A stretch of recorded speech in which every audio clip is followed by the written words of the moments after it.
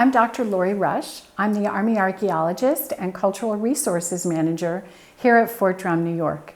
One of the most amazing privileges of this job is managing the LeRay Mansion Historic District.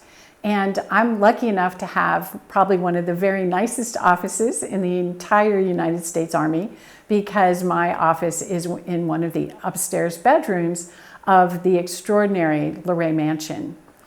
To the best of our knowledge, this mansion was built in 1826, but the estate was established in 1806 when James LeRay de Chameau, a French nobleman who was also a personal friend of Benjamin Franklin, chose to try to rebuild the family fortune by becoming a land developer here in northern New York. He selected the very nicest piece of land in all of Jefferson, St. Lawrence, and Lewis counties to be the centerpiece of his estate, and came here with his household, which included enslaved people from the continent of Africa. When we think about an extraordinary historic 19th century estate, we have to ask ourselves, who did all of the land clearing? Who cut down all of those trees? Who sowed all of the seeds for the earliest crops here? Who took care of the animals? Who took care of the family? And that's why we're here today to talk about Rachel. Rachel, again, we know about her because when she passed away in 1834, James LeRay's children put a headstone at her grave, which is located in the historic Sheepfold Cemetery, which can be found just north of our airfield gate on Highway 26. It appears that Rachel is buried all alone in the very back of the cemetery, but in actuality, she's the only marked grave in the midst of a whole series of additional interments, which we believe are other members of the African American community and enslaved and servant people who were here at the estate and came from France with the LeRays in the early 19th century. In 1826, slavery was abolished once and for all in the state of New York.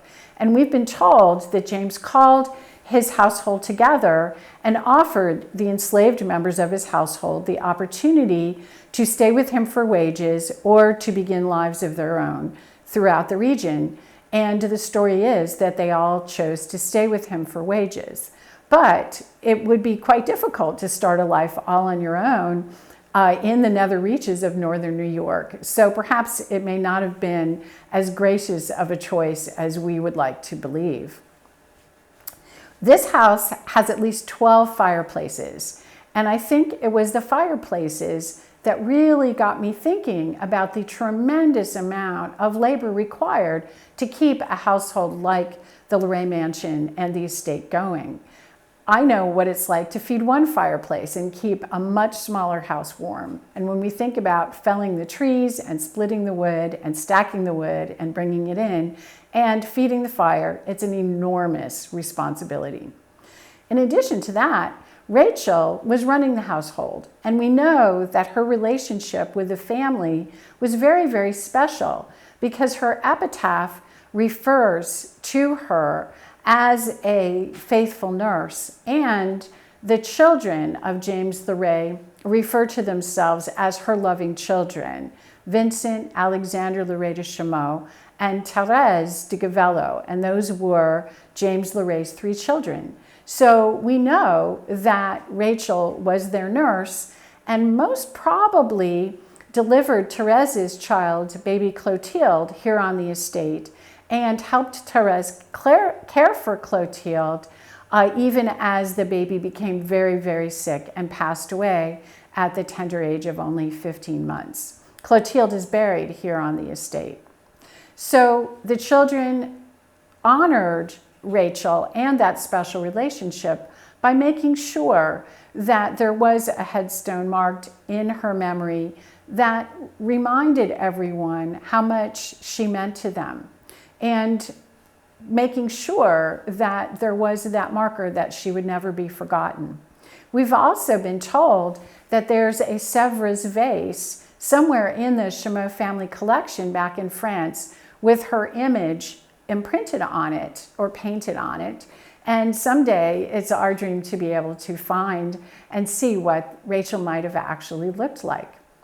We're filming here today in what was probably the heart of the Mansion household, which is the beautiful stone kitchen with a brick fireplace behind me, including an oven. And this cooking fireplace was a state-of-the-art fireplace in 1826. It has a metal lining, so you would be able to concentrate the fire and keep it very hot. It's got 2 openings for bellows, and so it would have been a robust cooking fire indeed. The plated food would have been prepared here in this basement kitchen and sent upstairs to the family via a dumbwaiter, which is essentially an elevator for food and objects. So Rachel, by all accounts, ran the household very efficiently and was very much appreciated and respected by the family members. And our archival sources tell us that if you wanted to have an appointment with James LeRay de Chameau, you had to convince Rachel that you were worthy of his attention. We have a structure that we've always called the slave quarters behind the mansion. And we recently learned, thanks to the generosity of the Remington family, who hold a set of LeRay archives, that that house was actually referred to by James LeRay as Rachel's house. And there is even an inventory of the property that was belonging in Rachel's house, but it's an interesting document because it's listed as an inventory, and James is actually selling these objects that are found in Rachel's house to his daughter-in-law, the wife of his son, Vincent. And so suddenly now we have to ask ourselves if Rachel had belongings of her own, and how did that relationship work? But in any case, she clearly had a very fine quarters, and it was quite nicely furnished. And by all accounts, she clearly was a respected and valued member of the family.